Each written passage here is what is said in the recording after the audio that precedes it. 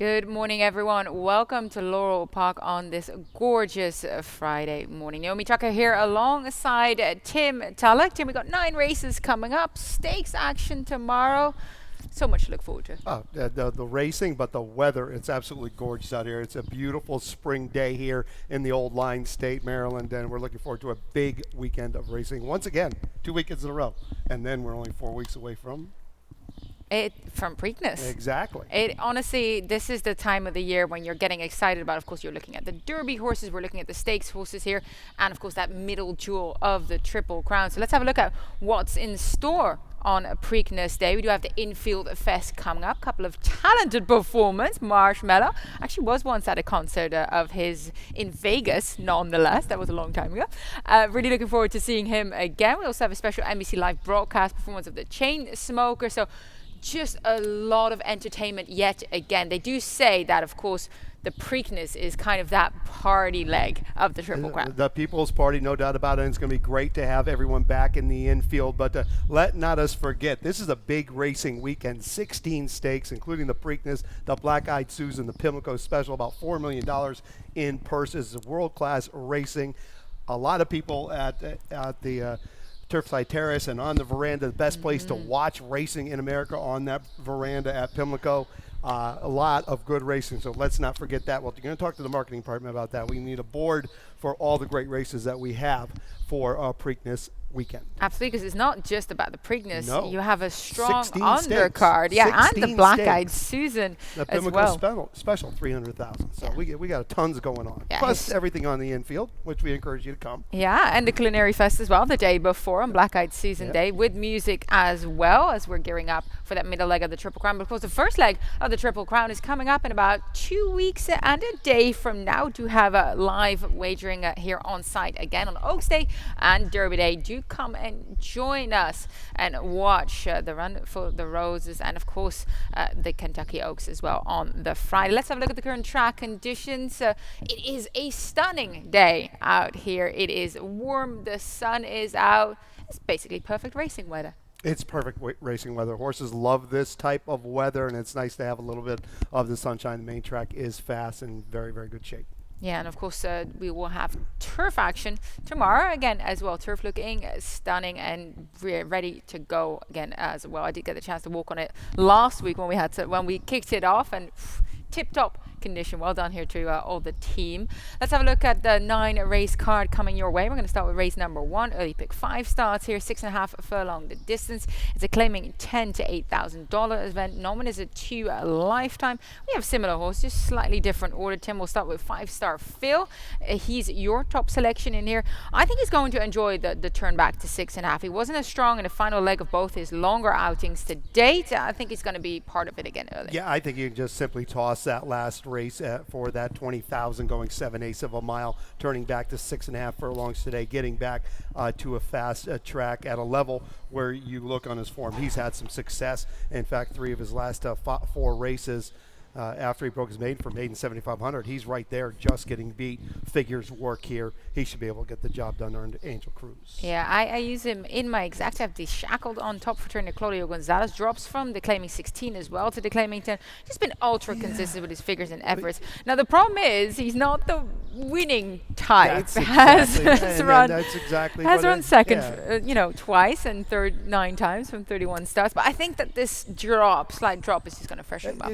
I would think it's going to freshen him up, but he did run in that same spot 2 races ago, and he was a beaten favorite. And like I said, and like you said and alluded to, the figures are there, but the results aren't. The results are very mediocre. However, he's coming off this classic little bit of a time for Claudio Gonzalez. 3 works since there. He's very good with this move, hitting at about 22%. So, yeah, Dishackled, no doubt about it in my exact. Yeah, and both of us used Amicalola Falls as well. Steps up against the winners for the first time for trainer Mary Epler. Has been improving, especially in that last race, which ended up being a win. And he has the right running style here, that kind of mid-pack and then make a move into it.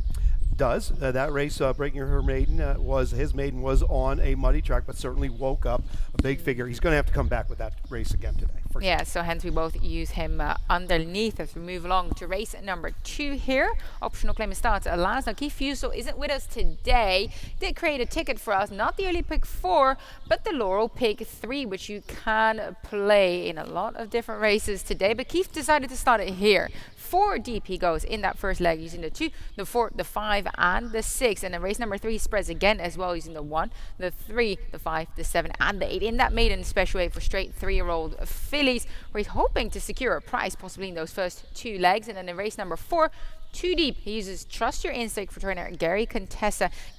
Cut short, strong cut back here to the 5.5 from the mile outing last time, as well as Shackle Cat, first fighter claim here for trainer Jamie Ness, who has been campaigned around these distances. $20 flat ticket to get you going with a Laurel Park rolling pick 3 in here.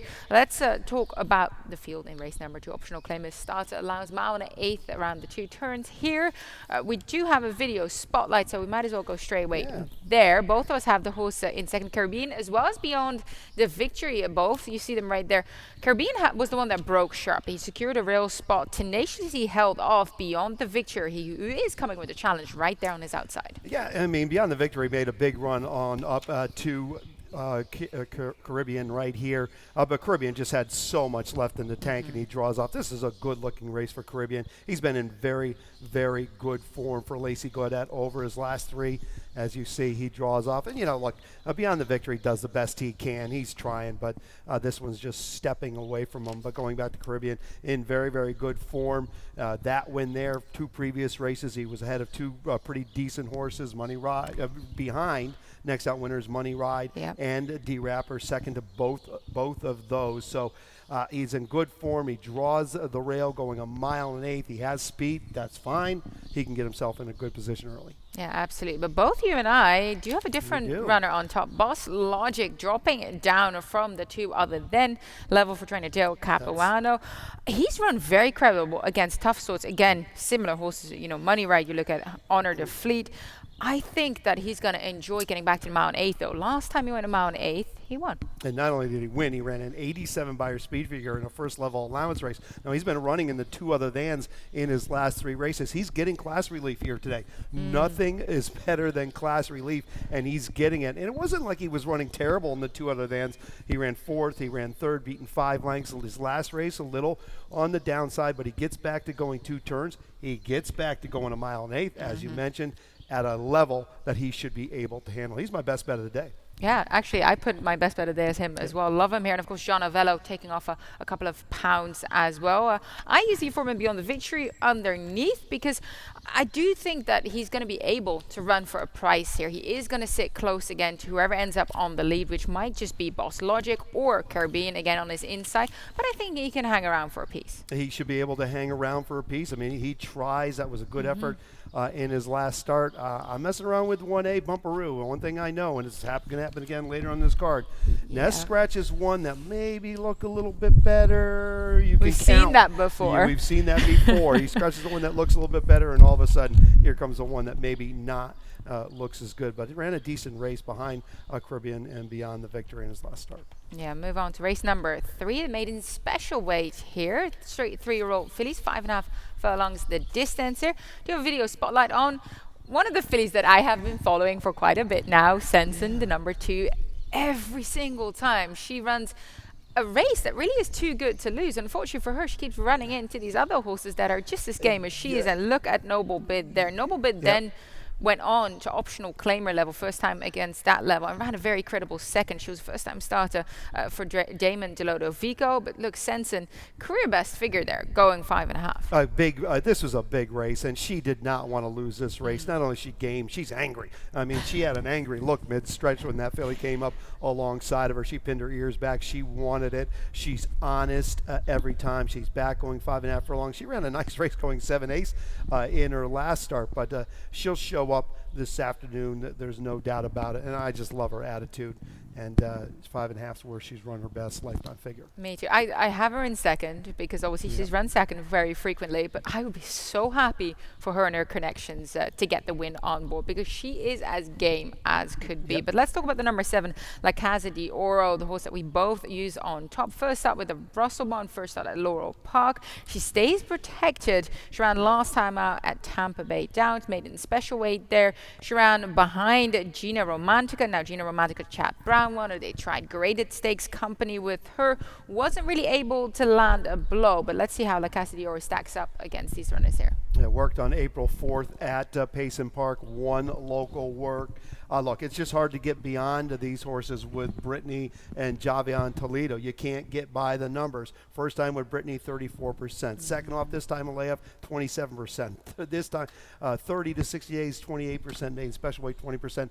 It's hard to beat the numbers. Now let's talk about the horse. That was a good race in Tampa. Coming off of that layoff over a track that was rated good, fired a decent number. She moves forward this afternoon. And unfortunately for Sanson, this one might take some beating. We're going to find out, and like you said, I'll be more than happy Sanson goes right to the winner's circle. I'll be happy with that, but she might have a bit of a race on her hands. Yeah, I did like La Casa de Oro's efforts late. Ran 4th in a field of 11, as you highlighted after a break as well.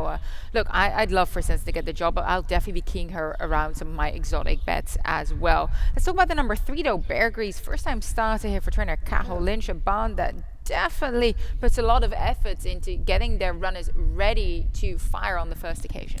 He does. He's very, very good. They come in here with complete work tabs and good work tabs. Very rarely does he work a young horse past a 5/8, getting close to the race. Yeah. You have to go back a little farther to look for his 5/8 works, but they're good, strong works, and they're consistent works. 18% first time out of the box.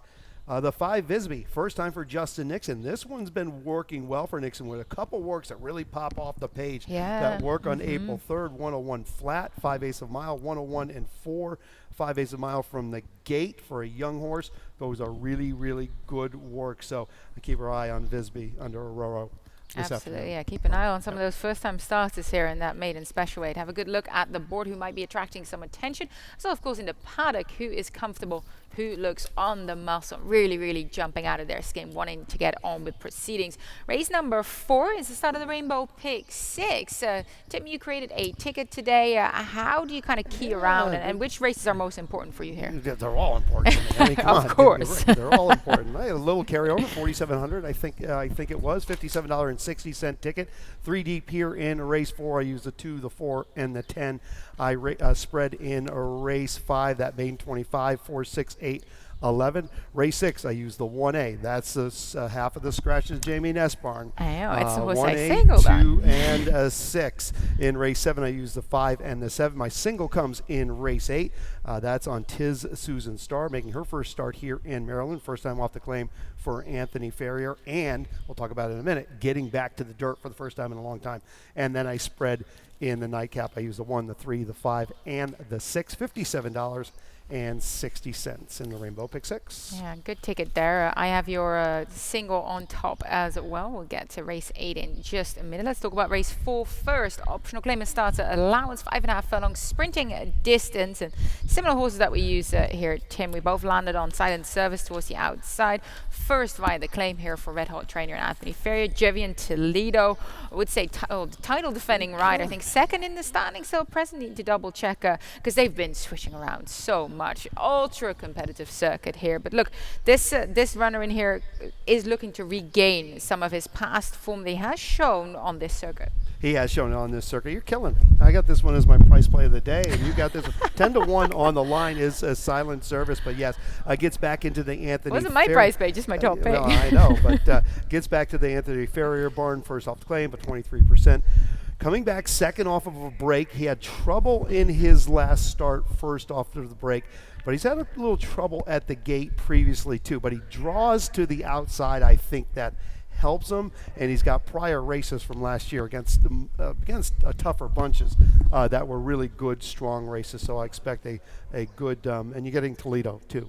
wait, there's more. You get That Toledo. that certainly helps. Now, I looked at those races against Tougher. That Yeah. really caught my eye. If he even runs back to some of those figures, this field is bestable in comparison to those kind of foes that he ran against. Both of us have Friar Tuck in second here. Looks like a very speedy individual that will try and get to the front early. The question mark is he going to be strong enough late? Because he has got the habit of just getting caught belatedly. Yeah, I mean the races are there, the figures are there. You know, he's run 2 good races in a row once in his life, and that was January 13th to February 11th in 2001.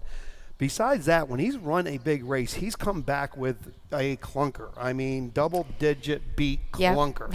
He ran a big race in his last start at Gulfstream Park. He does show a work since that race. That's encouraging. But he's got to prove that he can come back and run 2 good ones in a row. When he runs a good one, if he runs that good one, he's going straight to the winner's circle because the figures just work, and he should be able to do that. But he's got to come up with that race this afternoon. Absolutely. And just a quick mention here for Stranger Range, who both you and I use. The number 9, Jaron Barbosa, takes the ride here for trainer Charles Frog. Took them gate to wire on the on the all-weather surface at Turfway Park. Was claimed from Wesley Ward. Now comes in here 64 by a very decent, but of course against a much easier group than what he'll be leveling up here. A bit of a wild card for me in this A little spot. bit, I mean, the figure works. There's no doubt about that. But you know, when you're winning a maiden 15 or 10 anywhere in the country, and you're winning it by 6 lengths, 7 lengths, open lengths, there's probably not a whole lot behind you. That could be the fact today, and he's taking a considerable step up here. Yeah, we'll take a small break, but we'll be right back.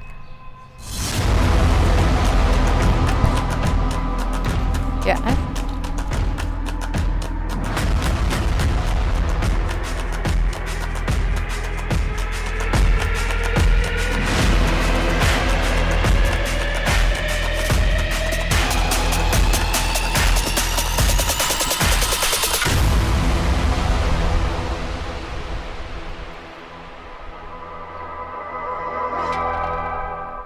Just about 4 weeks until Preakness 147. Can't wait. Race number 5. We've got 9 races on tap today at Laurel Park. Maiden claiming $25,000 to $20,000 conditions. Also started the late pick 5, which I created a ticket for. I go 3 deep here in that first leg. The 4, the 6, and the 11. The 11, my price play here. Classy Union for trainer Claudio Gonzalez, second after a claim. And then I single on. We were just discussing it.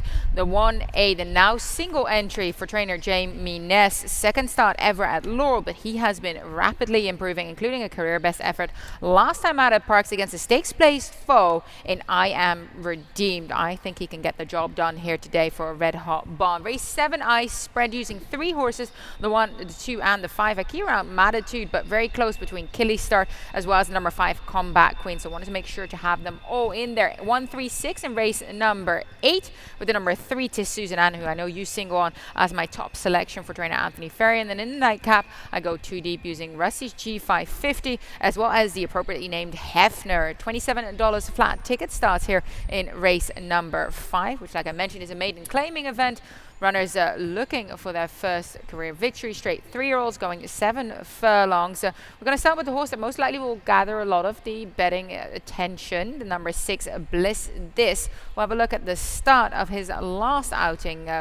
That was his first start for the trainer, Jerry Robber. Just broke ever so slightly behind the rest. Now, always wondering, is it perhaps a camera angle, or is it something that does happen frequently over the 7 furlongs? 6 furlongs that was that day. You know, I think if they break really sharp, he broke well. He just didn't break ultra sharp. Right. You can see clearly 3/4 a length behind everyone down there. But he moves up there quickly, gets himself into some good position. As you see, turning for home.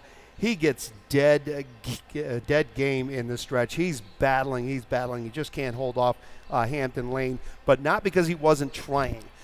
He was trying. Now, maybe with a little bit better break, Xavier doesn't have to use him as much early just to get him in position. He can save. And look, he almost comes back on him there. I mean, he did not want to get beat that afternoon. The smallest of margins. Smallest and tiny. He doesn't even know he didn't win, except Well, he doesn't know what it is to go to the winner's circle yet, but he might know very soon come this afternoon. But look, that was a good effort with a lifetime best figure. And IC Minister behind them came back to win next at a maiden 40 level with 55 buyer as well, franking the form of that race. Look, I have a bit of a price play in here on the number 11 Classy Union for trainer Claudio Gonzalez. It's going to be second after being claimed. Can he continue to progress? I think so. Did kind of get a favorable setup last time. Wasn't able to get the job done, but it was an improvement. So I'm hoping that he can continue that improvement. I think he can be a threat in here. He's got that outside draw. He's going to just kind of slip in and then make a move. All right. And real quick, going back to Bliss, stretching out to 7/8 of a mile. You know, he might be able to get the lead a little easier than going 3/4 on the stretch out. But Classy Union, yeah, I like this horse a bit today. I don't blame you for having him on top. This will be second off the claim. We saw improvement first off the claim, comes back here with a work, stretches out to 3/4 of a mile, and I just simply expect more from Classy Union second off the claim for Claudio.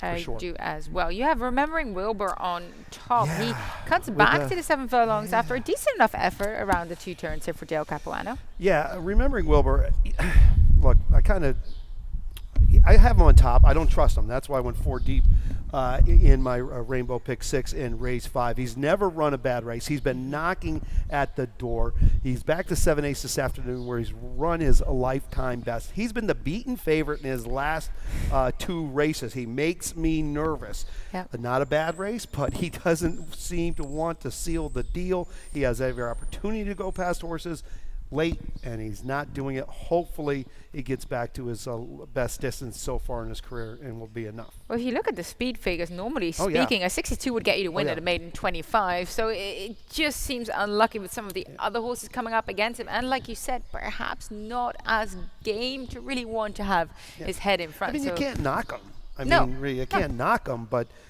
boy, he's got to decide he wants to seal the deal. Absolutely. Let's move on to race 6. Optional claim at 2 other than here. Mile and 16 around the 2 bends the distance here. Look, I landed on You Must Chill, the 1A. He's my single for trainer Jamie Ness. It's going to be his second Laurel start. He's been improving. He ran a career best last time out at Parks. I already mentioned I Am Redeemed. It was a stakes placed foe that came into that race. I think the flow is going to set up nicely. He's going to find himself in a good position. He's got that kind of middle draw. He's going to jump from gate 3, I do believe. Yeah, that's perfect around the mile and 16 here. He's good. I mean, he's been very, very good lately. We talked about this earlier. I had D-Rapper on top, who is a scratch part of the entries. So I end up using the 1A at the bottom of my ticket. Good at Parks, good at Penn lately. His race here at Laurel this past November was it was just okay. It was off the turf event. He only beats 2 in the race. He only gets beat 3 lengths behind General and Joe. But that should be the type of race he should be able to win. And his figure doesn't match up to his figures at Penn and Parks. But you have to respect him. And Jamie, we've seen it happen time and time again. I'll say it again. He scratches the part of the entry that looks like it's going to gallop. Yep.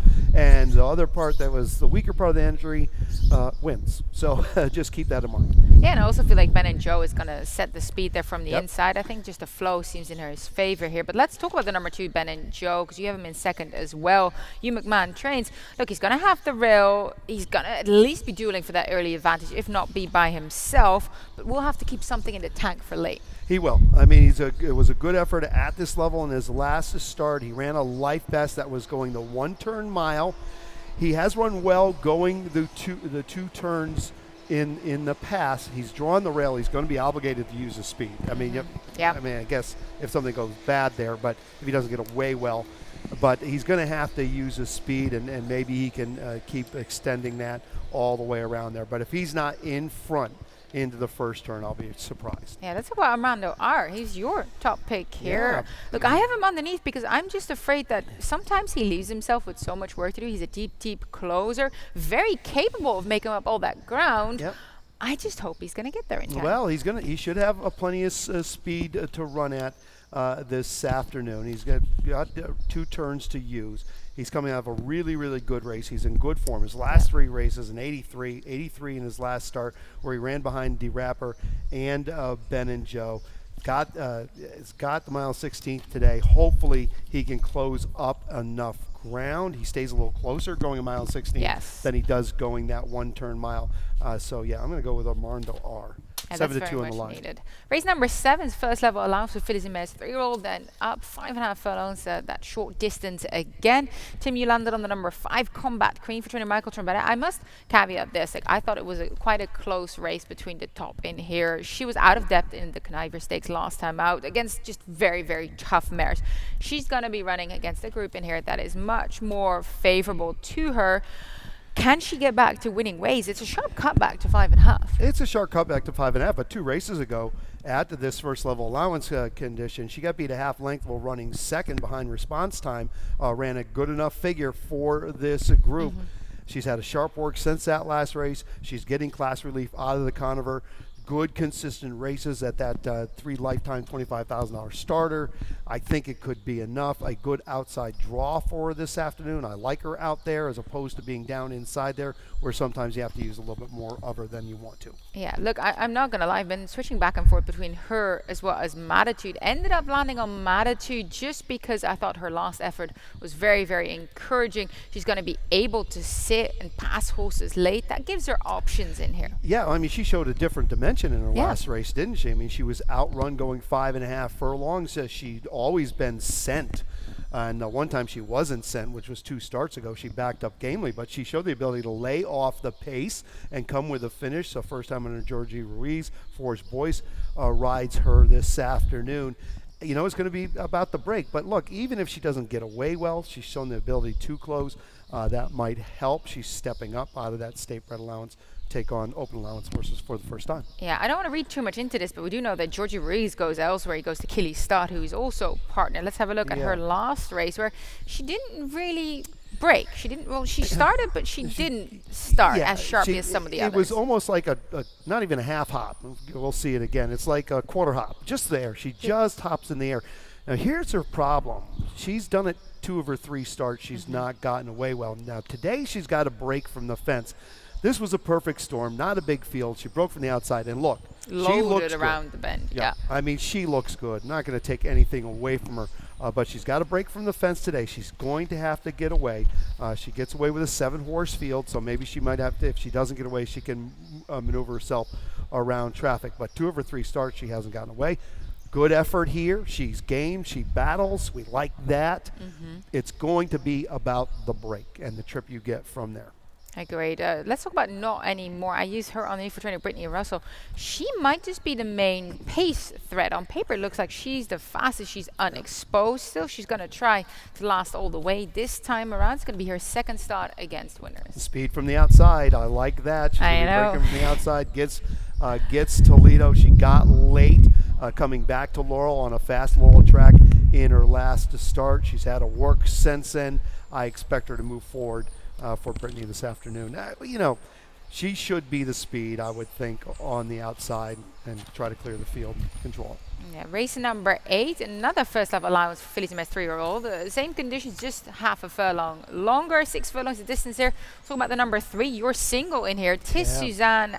And she was claimed out of a last start by trainer Anthony Ferry. We look back at her last time on the main track. That was at Hawthorne over the same distance. She took the lead without hesitation and was never really confronted by anyone in there. Well, that's the key here today. She's getting back to dirt. And you look at her 3 races from October 28th through November 21st, the race we're watching here right now, all low 70 figures, 2 wins and a just beat second. She's getting back to the dirt. She has a local work. Her figures work here. First time off the claim for Anthony Ferry, about 24% with Toledo. They roll along about 26%. So there's just a lot to like for me with his Suzanne Ann. Yeah, I agree with you there. I have her on top as well. You used who knows what in your exactive trainer, Michael Trombetta. She kind of just got a little bit bumped around just after the start in her last race. She ended up dropping quite far back, taking a fair bit of kickback.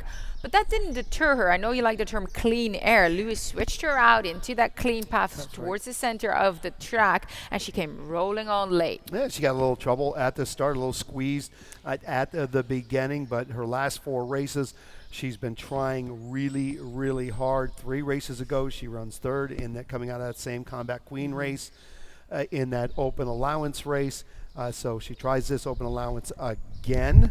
coming off a good state bred race. So yeah, I think there's a lot to like there. She can come with some sort of run and should have pace to run it. Yeah, I use risk model. Of course, a bit of a question mark around her here. She's a 5-year-old mare. She's been away from the track for 328 days. Now with trainer Phil Schoenthal, with Brad Cox. Before that with Chad Brown. So she's gone from, champion trainer to champion trainer, basically. Very, very strong Barnes. And now Phil Schoenthal has run figures that would work here. The question mark is she going to be ready? And that's the question. I mean, if she is ready to run back to some of those races from the spring of 2021 up there in New York, she probably goes straight to the winner's circle, but she's got to be ready to do that off of this little bit of a layoff. Been working well up there at Fair Hill for Phil Schoenthal, and of course is getting Victor Carrasco. Yeah, we'll see how she fares. Nightcap here is race number 9, claiming 40 to 32,000. Mile 116 the distance here. Similar horses we use, both landed on the number 6 Hefner for trainer Mikey Giraz. I was saying appropriately named. Chick Chaser is the dam. That was a well spotted there. Take some class, Reef, after very good efforts against Tougher. Yeah, I'm going to leave this one alone. I'll let everyone figure this out. Look, the question about Hefner, look, the figures are there. The question is, does Hefner like the racetrack better when it's wet? And the last 2 races, big efforts, big lifetime numbers, moisture in the track. Go back further, you're going to see 2 other races on tracks, sloppy tracks, good races. Now, 3 starts ago was going a mile on a fast track, didn't fare as well. Now, that was the Miraclewood. I'm going to give him that. But his best races, as you look, have been on a wet track. Both of his lifetime wins have come on a wet track. He's had a 2nd and a 3rd. If he can convert his races, yeah, he's going to be very, very tough here. And of course, I have on top. But he's got to duplicate that race on a fast racetrack. Yes, same here, but I do think that with the abundance of speed, the fact that he can track horses is going to put him in the right spot here. On the rails, Rusty G550, trainer Claudio Gonzalez, another one coming in here. 2nd start after being claimed by the Red Hot Barn. Sharp victory first after the claim, but that 68 buyer. That was an honest race. He was on top of a hot pace, kept on going, won by 2 lengths. My first note was that figure stands and holds up. That figure stands and holds up. It was on a muddy track. He's going to have to come back on a fast track with that same sort of thing, but he ran a good race going 7/8 of a mile on a fast track of the race before, and he has others on his form. So, yeah, he's going to get a good weight break here. I mean, he's getting 11 pounds. I haven't gotten the overweights yet, so we'll see from some of these horses. 13 pounds from our top pick, Hefner now, yes, and then it's going a mile 16, so that could go a long way. And of course, we know Mr. Barbosa as he's still leading rider here. I think he might be. He was last time I checked. Yeah, Jevian Toledo breathing down his neck though. Yeah. So Rusty's G550 coming off a good race, 2nd off the claim as you mentioned, for Claudio Gonzalez, very tough. Let's get going here with lightning round.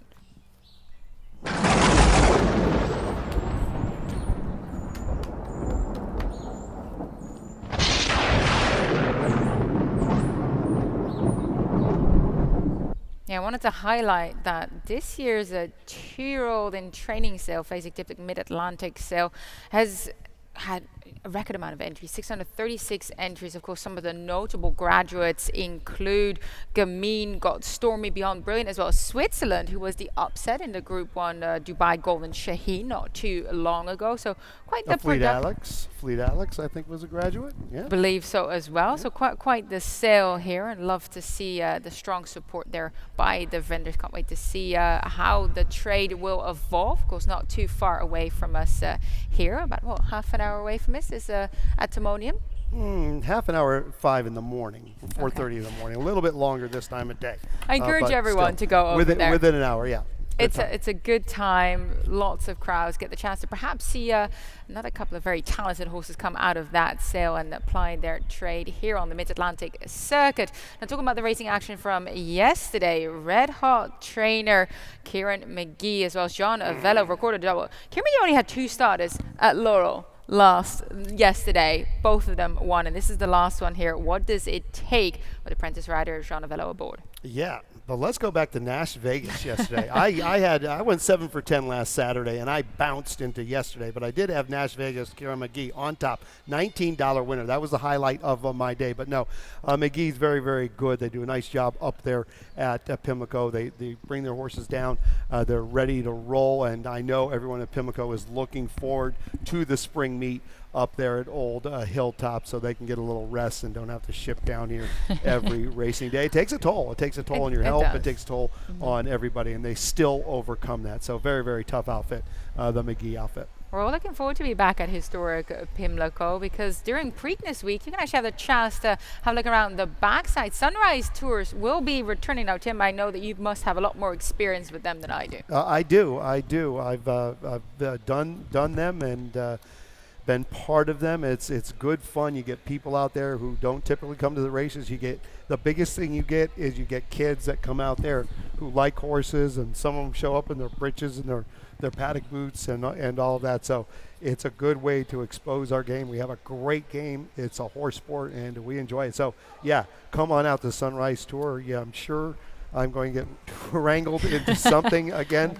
this year, and looking forward to it. Yeah, Tuesday to Friday of Preakness week, starting at 6 a.m. in the morning. I'm going to have to jump on one myself, because I haven't been able to go on one yet, because I know that due to COVID, we had to postpone them for the last couple of years. Yeah, you know, this is going to be the first real Preakness we're getting back to, so looking forward to that. 6:30 is not going to be too early for you, is it? No. Well, you're going to have to leave. You're going to have to leave home at 5:30. I used to be on top of horses at 3:50 a.m. in Australia. I can do it. You know, like Neil Diamond says, used to be's don't count anymore. I will get up and leave my home at 5 a.m. to be able to attend the sunrise. I wholeheartedly invite everyone else to do the same. It's quite the experience, especially with that buzz humming around Pimlico race course. Now, let's talk about some of the stakes actually coming up tomorrow, because I'm very much looking forward to seeing a Grade 2 Victor True Valor return to action in a deep King Leatherbury Stakes. That's race number 6 tomorrow. Of course, City of Hope, Victor True Valor. And last race was the Group 1 Outcross Sprint at Meydan, where he actually gave a very good account of himself. Only got bested by 2.25 lengths into 6. Yeah, 6th place finish, and that sounds in itself, okay, 6th place, but got beaten. That was a good effort. It was a good effort, beaten 2.5. We got Grateful Bread in that race. Absolutely. Maryland Million Turf Sprint winner. Grateful Bread, and a couple other horses coming back in that race. Battle Station as well. Coming back. I knew there was another one that I'm very, very interested in. It's a great field. Yeah, it's a great race, and there's a couple horses have been running well. Ricky Silman's horse down on the rail, American Dior, who's been running well, coming up from Tampa. Be a little tough for him, but that's a very, very good race. We're looking forward to our stake races tomorrow. Yeah, that's the race that kicks off all the stakes action. 5 stakes races coming your all way. All stake Lake Pit 5 tomorrow. Love it. Gotta get involved. Get your tickets ready. Start handicapping. The cards are out and they are tough. Deep competitive field. Plenty of wagering of value to be found. We'll conclude the morning show here, but Tim and I will be back this afternoon to guide you through the races, and we'll send it up to Dave Rotman for scratches and changes.